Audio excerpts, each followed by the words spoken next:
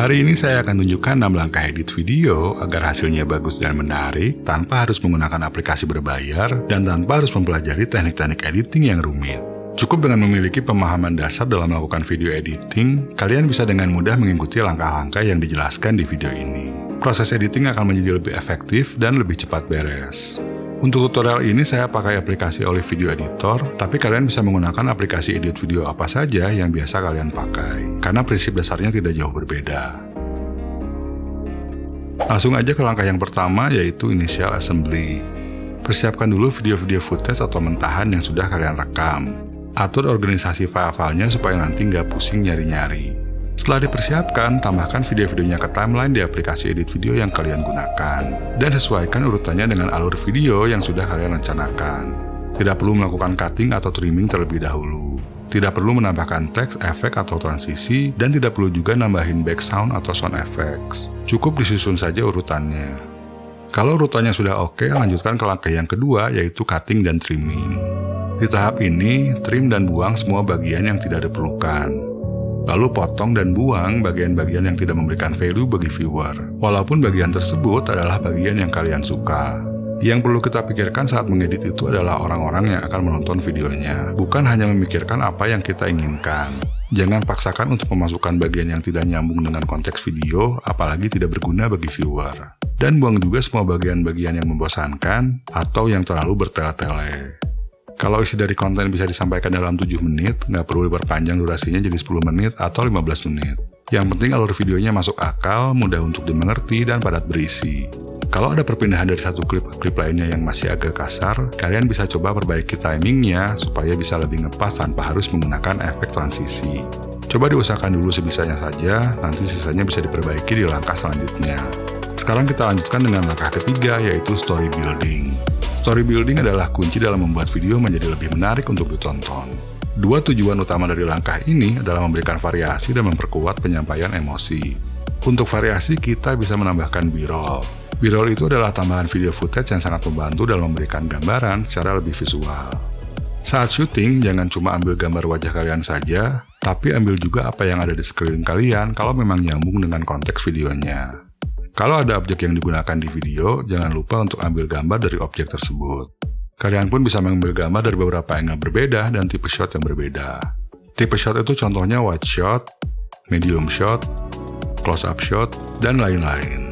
Sebagai alternatif untuk B-roll, kita juga bisa menggunakan video stock footage yang bisa didapatkan dari situs seperti pixabay.com dan juga pexel.com. Video stock footage itu gratis dan bebas hak cipta. Tinggal cari yang sesuai dengan konteks video kalian, lalu download sesuai resolusi video yang digunakan. Buat yang pakai HP Android, kalian bisa download juga aplikasi Pixabay atau Pexel di Google Play Store. Penambahan B-roll harus ditempatkan di bagian-bagian yang sesuai dengan konteks pembicaraan atau cerita. Durasi dari satu B-roll footage itu nggak perlu panjang-panjang, cukup beberapa detik saja supaya total durasi video kalian tidak membengkak jadi tambah panjang. Untuk memperkuat emosi, kalian juga bisa menambahkan background musik dan sound effects. Sesuaikan background musik dengan emosi yang ingin disampaikan. Jangan sampai salah musik, misalnya di video menampilkan orang yang lagi sedih tapi musiknya ceria. Kalau sesuai emosi, hasilnya akan lebih bagus. Contohnya seperti ini.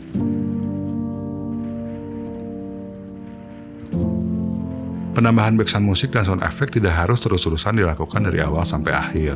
Ada kalanya suatu bagian dari video tidak memerlukan background musik atau sound effect sama sekali.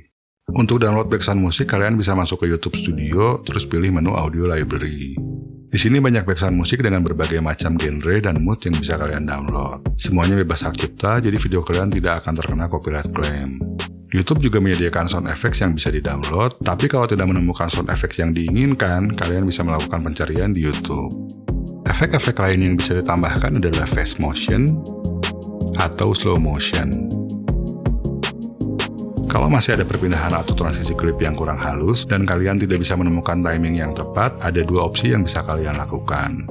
Opsi pertama adalah melakukan J-cut. Kita pindahkan dulu audio dari salah satu klip ke track di bawahnya, terus geser sedikit supaya audionya overlap seperti ini. Dan untuk klipnya bisa kita atur-atur lagi agar timingnya lebih ngepas. Selain J-cut, kalian pun bisa melakukan L-cut. L-cut ini adalah kebalikan dari J-cut, di mana audio dari klip pertama berakhir belakangan seperti ini. Opsi yang kedua adalah menambahkan efek transisi yang umumnya tersedia di aplikasi edit video. Cukup yang sederhana saja seperti cross dissolve, yang penting transisinya terlihat lebih bagus. Tapi silahkan gunakan transisi apa saja yang menurut kalian bagus. Saya pernah membuat video yang menjelaskan banyak teknik editing sederhana, tapi bisa membuat sebuah video menjadi lebih menarik. Nanti kalian bisa tonton videonya. Sampai di tahap ini, seharusnya kalian sudah memiliki video yang cukup menarik. Namun ada 3 langkah lagi yang bisa dilakukan supaya hasilnya jauh lebih maksimal. Dan untuk itu kita bisa melanjutkan ke langkah yang keempat, yaitu color correction dan color grading. Color correction adalah proses dalam melakukan koreksi terhadap warna video, termasuk exposure dan juga kontrasnya. Sebelum color correction dilakukan, warna videonya terlihat seperti ini. Tapi setelah dilakukan color correction, warna videonya jadi seperti ini. Sedangkan color grading adalah proses untuk membuat warna video jadi lebih bagus lagi. Tujuannya adalah untuk memberikan style terhadap warna dari video tersebut. Melakukan color correction dan color grading itu penting jika kalian memproduksi video seperti iklan, musik, atau film. Tapi untuk YouTube, TikTok, dan Instagram sebetulnya tidak terlalu penting. Jika di aplikasi edit video yang kalian gunakan memiliki fitur color filter, contohnya seperti di aplikasi VN, kalian bisa gunakan fitur tersebut. Buat kalian yang pakai Adobe Premiere Pro, sebelumnya saya pernah buat video cara melakukan color grading, nanti kalian bisa tonton videonya kalau mau belajar. Tapi kalau kalian tidak mau repot, kalian bisa lewati proses ini. Yang penting gambar video sudah cukup jelas untuk dilihat.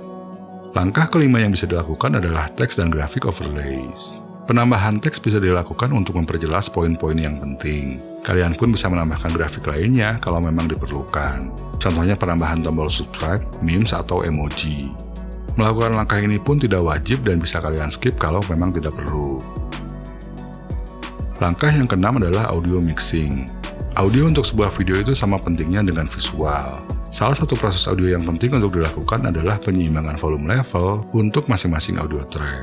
Jangan sampai background musik dan sound effect itu lebih kencang dari vokal, dialog, atau voice over. Ukuran yang digunakan untuk audio level itu adalah dB atau desibel, di mana nilainya jangan sampai melebihi 0 dB. Kalau melebihi 0 dB, maka audionya bisa clipping dan suaranya pecah. Tipsnya saat melakukan audio balancing, kalau ada suara yang kurang jelas terdengar, jangan langsung diperbesar volumenya, tapi perkecil volume dari audio track yang suaranya terlalu besar. Kita pun bisa menambahkan audio effect seperti equalizer dan juga kompresor, supaya audionya lebih enak didengar.